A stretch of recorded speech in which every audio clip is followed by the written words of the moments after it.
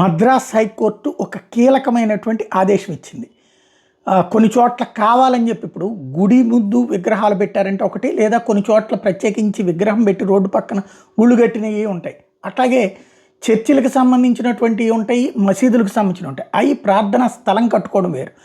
కావాలని చెప్పి ఇప్పుడు మామూలుగా మన విగ్రహాలు మిగతా ఏముంటాయి, అగ్ర నాయకులో లేకపోతే కనుక రాజకీయ నాయకులయ్యో లేదంటే కనుక స్వతంత్ర సమరయోధులయో అట్లాంటి విగ్రహాలు పెట్టడంలో తప్పు లేదు. కానీ దేవుడి విగ్రహాన్ని నడి రోడ్డు మీద పెట్టడం ద్వారా కొన్ని చోట్ల ప్రత్యేకంగా చేస్తూ ఉంటారు. మేరీ మాత విగ్రహాలు, వేళంగిని మాత విగ్రహాలు కొన్ని.